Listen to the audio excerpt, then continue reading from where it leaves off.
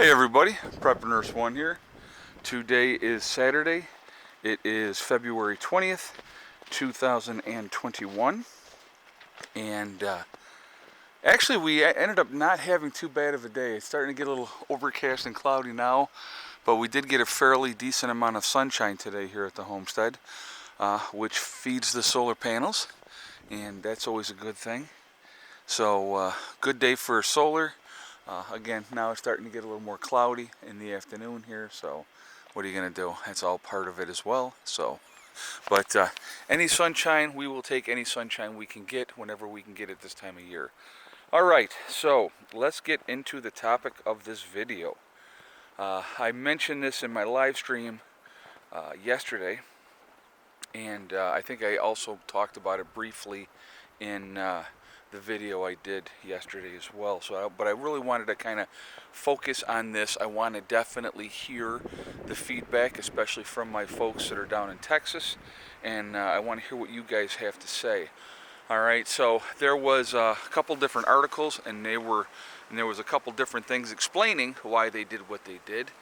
So Texas can basically charge whatever they want. They have their own power grid, so they can charge whatever they want for power and stuff like that. So they were obviously having issues with getting power. So the cost of the power got jacked up.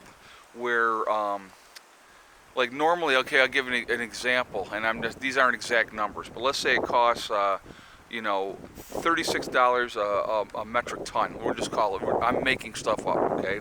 Well, it went from that to like $900 a metric ton. So what happens is that cost gets passed on to consumers, and they have to, pay that difference. And the sad part is, there should be some kind of regulation on that these power companies could not do that. Number one, there definitely should be regulation to that. And at the end of the day, you are held hostage by your power companies. And so what do I mean by that? You don't really have a choice. If you don't pay your gas and electric bill, then you are shut off. Then once you're shut off, then the town or city that you live in will take action against you and condemn your property, because to be able to be at code, you have to have the power on. Okay? So, I mean, it is absolutely a no-win situation for the consumer. Now, there is a thing that I read, and a gentleman had 3 properties, and this is the one I had talked about, and he got a bill for $17,000. Okay, there was another article I read of a gentleman that his normal bill was between $125 and $150 a month, and they had already taken a direct deposit out of his account for over $600, and he owed still another, I think it was another $2,600. And so this is happening all over Texas, okay? And obviously it's affecting people in not a good way. And so, I want to hear your guys' feedback. I want to definitely hear from the people in Texas and see if this has affected you in this way. Have you received crazy high gas and electric bills due to what has happened down there?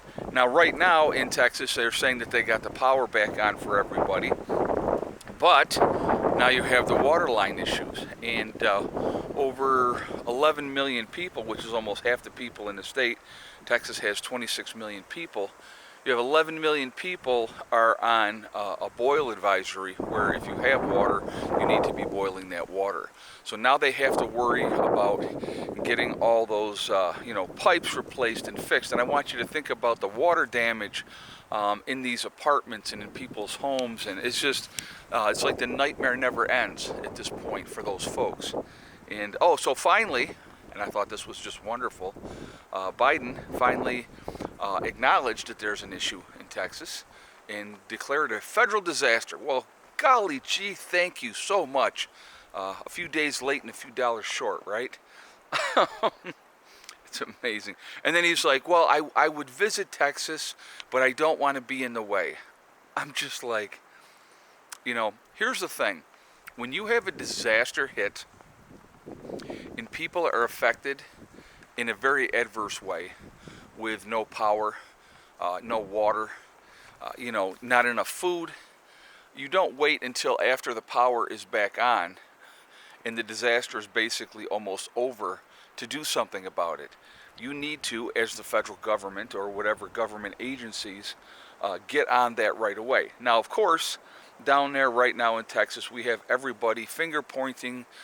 Who is to blame? Who are we blaming for this situation? That's what's happening right now.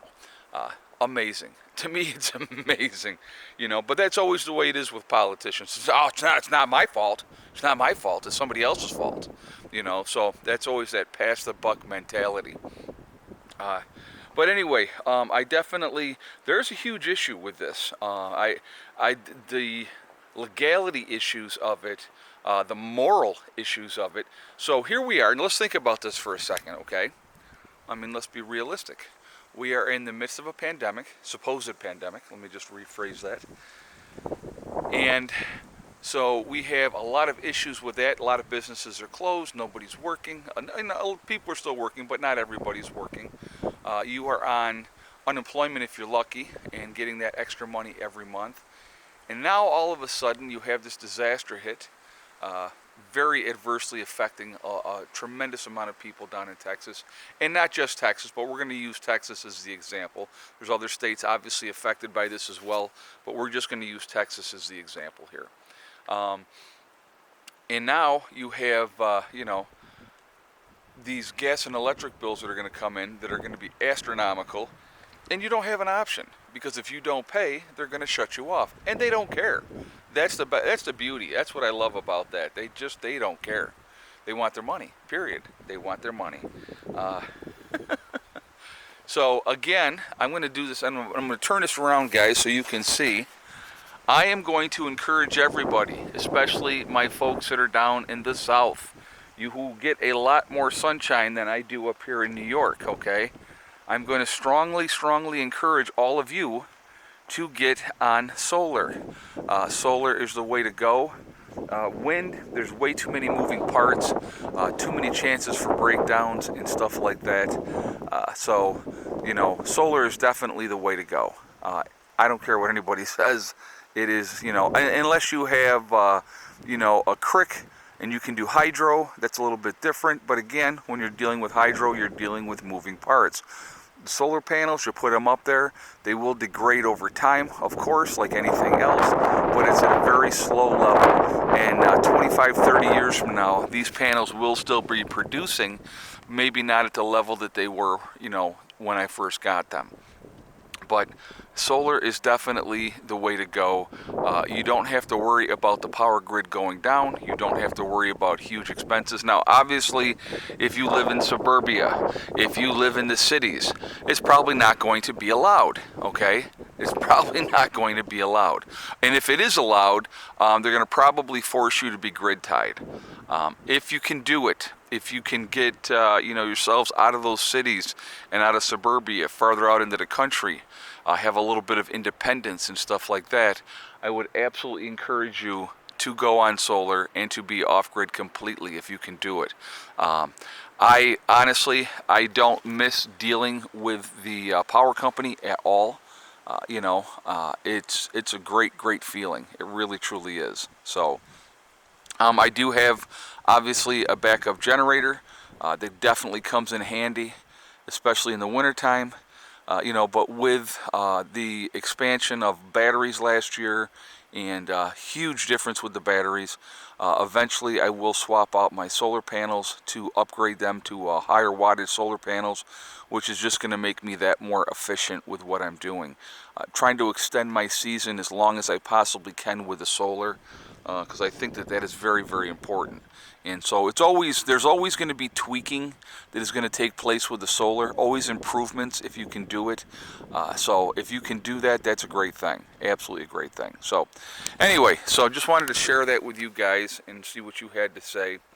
And but I definitely encourage everybody, if you can do it, get off the the power company's teat, if you will, and try to be as independent if you can. Now, let's say you can't do that for, say, you can do it on a small scale. Definitely a small scale. Have a few solar panels. You don't really have to have permission to have a couple of solar panels. I wouldn't imagine that you can just set out when you wanted to set them out. So, there's always ways around everything. I would just say that. There's always ways around everything. Now, you're not going to be putting up an 80-foot high wind turbine in suburbia without people noticing that you're doing that. It's not going to happen, okay? But there's other ways around other things. So anyway, I definitely, again, I want to hear the feedback from the people in Texas that are dealing with this situation right now.